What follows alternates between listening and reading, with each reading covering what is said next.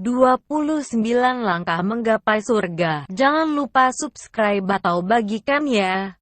Dengarkan sampai selesai. Lo perlu dengarkan kembali sampai hati Anda tersentuh untuk tidak berbuat dosa dan menentang azab dari Allah SWT, karena sesungguhnya Allah SWT dan Rasul para utusannya sangat-sangat menyayangi kita. Dengan menyebut nama Allah yang Maha Pemurah lagi Maha Penyayang.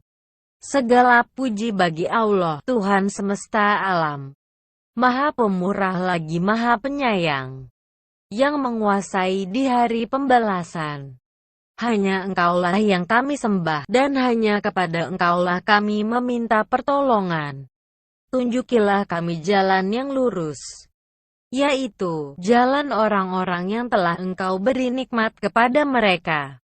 Bukan jalan mereka yang dimurkai dan bukan pula jalan mereka yang sesat. Mungkin di antara kita ada yang pernah mengalami kejadian berikut ini saat seseorang mengeluh. Ketika diajak untuk salat berjamaah di masjid, ia berkata, "Ah, saya malu, saya ini kotor.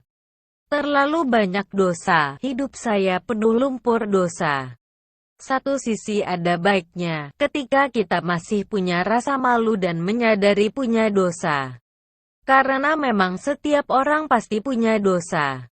Adalah menjadi sesuatu yang tidak pantas ketika hal itu dijadikan sebagai alasan untuk menolak melakukan kebaikan, seperti ikut pengajian dan salat berjamaah ke masjid. Padahal dengan sholat, dosa dan kesalahan seseorang akan terkikis. Bukankah ajaran Islam merupakan pentaskiyah, pensuci, baik noda hati maupun dosa? Perlu kita ingat kembali bahwa petunjuk Islam yang mengantarkan pada pembersihan dosa. Sebagai pendosa mestinya tidak layak untuk malu melakukan kebaikan yang akan membersihkan dirinya, sementara tidak malu untuk melakukan berbagai kemaksiatan. Berikut ini langkah-langkah pengikis dosa, sekaligus sarana untuk menggapai surga. 1. Taubat. Barang siapa yang bertaubat sebelum matahari terbit dari barat, niscaya Allah akan mengampuninya. HR Muslim nomor 2703. Dalam riwayat lain, sesungguhnya Allah Azza wa Jalla menerima taubat seorang hamba selama ruh belum sampai di tenggorokan. 2. Menuntut ilmu. Barang siapa menempuh suatu jalan untuk menuntut ilmu, niscaya Allah memudahkan baginya dengan ilmu itu jalan menuju ke surga. HR Muslim nomor 2699. 3. Senantiasa mengingat Allah Subhanahu wa Ta'ala. Inginkah kalian aku tunjukkan kepada amalan-amalan yang terbaik, tersuci di sisi Allah, tertinggi dalam tingkatan derajat, lebih utama daripada mendermakan emas dan perak, dan lebih baik daripada menghadapi musuh lalu kalian tebas batang lehernya, dan mereka pun menebas batang leher kalian. Mereka berkata, tentu. Lalu beliau Shallallahu alaihi wasallam bersabda, zikir kepada Allah. HR At-Tirmidzi nomor 3347. 4. Mempelajari AL tanda hubung Quran dan mengajarkannya. Sebaik-baik kalian adalah orang yang mempelajari Al-Quran dan mengajarkannya. HR Bukhari, Juz 9, nomor 66. 5. Menyebarkan salam. Kalian tidak akan masuk surga sehingga beriman. Dan tidaklah sempurna iman kalian sehingga kalian berkasih sayang.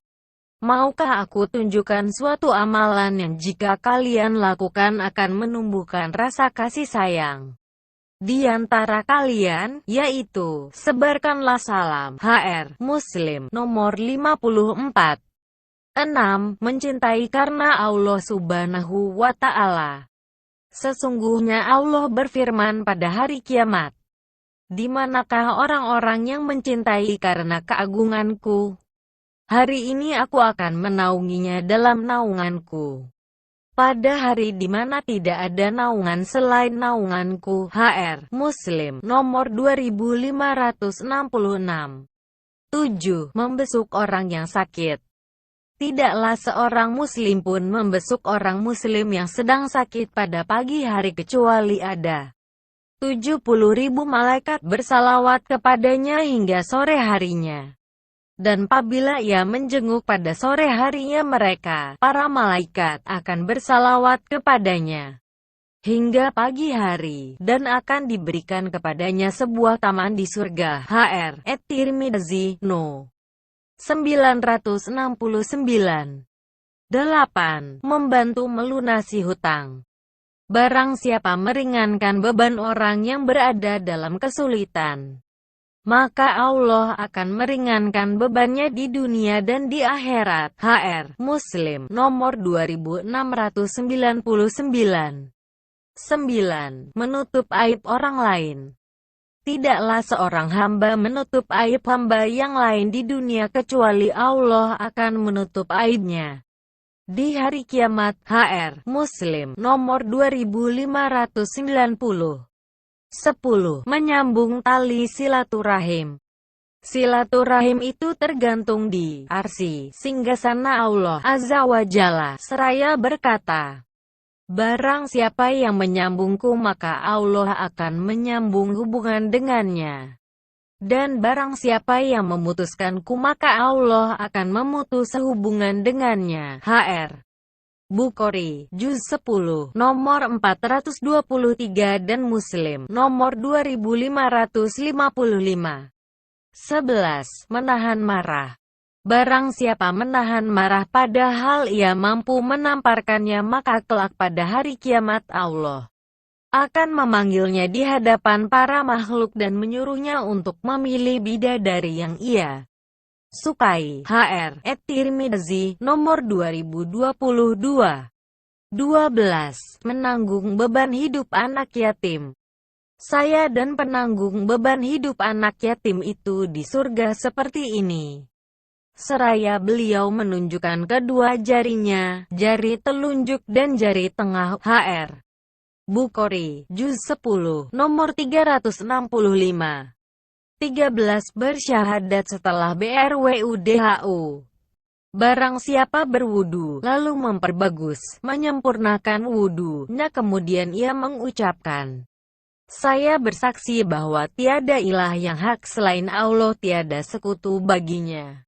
Dan saya bersaksi bahwa Muhammad hamba dan utusannya.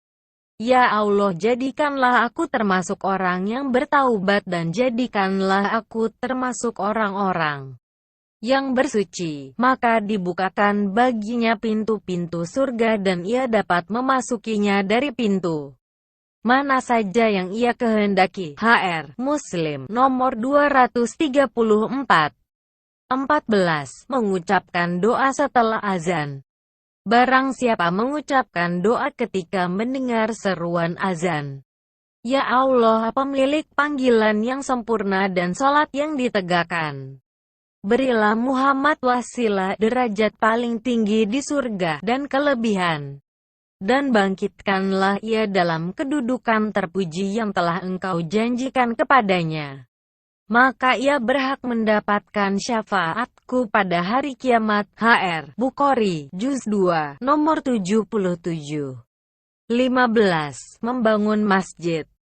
Barang siapa membangun masjid karena mengharapkan keridhaan Allah maka dibangunkan baginya yang serupa di surga. HR Bukhari, nomor 450. 16. Bersiwak. Kalaulah tidak akan mempersulit umatku, niscaya saya perintahkan mereka untuk bersiwak pada setiap salat. HR Bukhari, Juz 2, nomor 331 dan Muslim, nomor 252. 17. Saat dikabulkannya permohonan pada hari Jumat. Pada hari ini terdapat suatu saat bila mana seorang hamba muslim bertepatan dengannya sedangkan ia berdiri salat seraya bermohon kepada Allah sesuatu.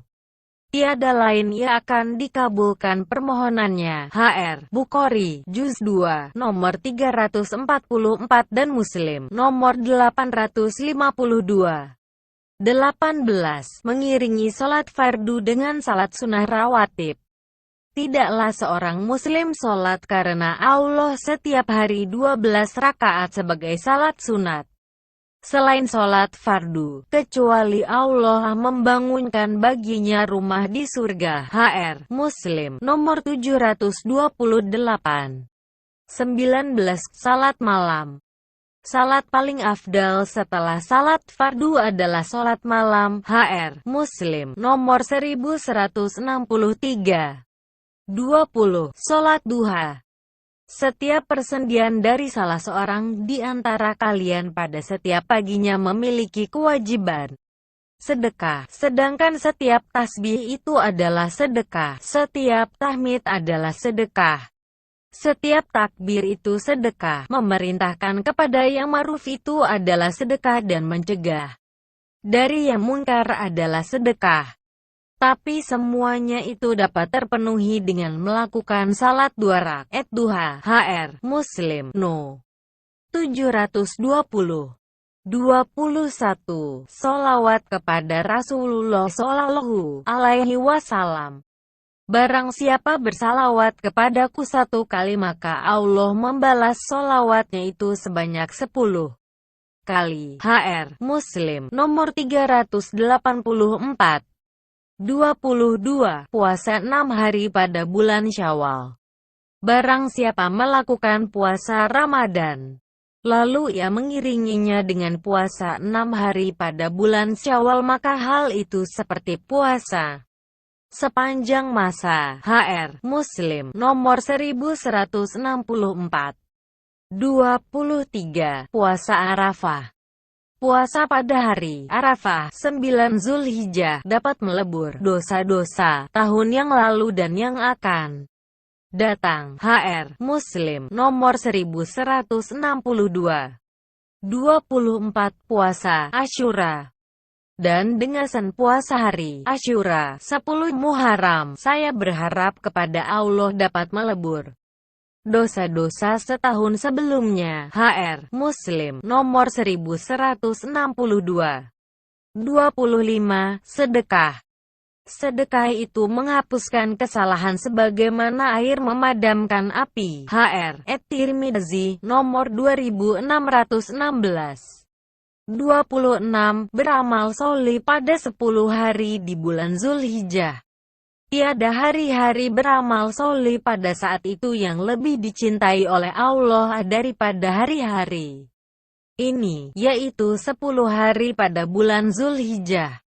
Para sahabat bertanya, dan tidak pula jihad di jalan Allah? Beliau bersabda, tidak pula jihad di jalan Allah, kecuali orang yang keluar dengan jiwa dan hartanya, kemudian ia tidak kembali lagi dengan membawa sesuatu apapun. HR Bukhari, Juz 2, nomor 381. 27. Menyalati mayit dan mengiringi jenazah. Barang siapa ikut menyaksikan jenazah sampai disalatkan maka ia memperoleh pahala 1 qirat. Dan barang siapa yang menyaksikannya sampai dikubur maka baginya pahala 2 qirat.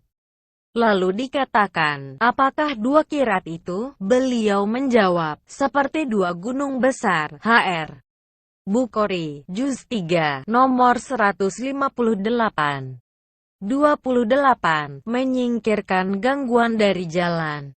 Saya telah melihat seseorang bergelimang dalam kenikmatan surga dikarenakan ia memotong pohon dari tengah-tengah jalan yang mengganggu orang-orang. HR Muslim. 29. Berbuat baik kepada hewan. Ada seseorang melihat seekor anjing yang menjilat-jilat debu karena kehausan maka orang tersebut mengambil sepatunya dan memenuhinya dengan air kemudian meminumkannya pada anjing tersebut, maka Allah berterima kasih kepadanya dan memasukkannya ke dalam surga. HR Bukhari. Dari Abdullah bin Amr radhiyallahu ta'ala anhu. bahwa Nabi Shallallahu Alaihi Wasallam bersabda, "Sampaikanlah dariku walau hanya satu ayat." HR Bukhari. Ya Allah, berikanlah manfaat atas ilmu yang Engkau ajarkan kepada kami serta ajarkanlah kepada kami ilmu yang bermanfaat. Dan mohon tambahkanlah ilmu kepada kami. Berikanlah kemudahan untuk mengamalkannya. Semoga Allah menambahkan taufik dan kebenaran pada kami dan Anda.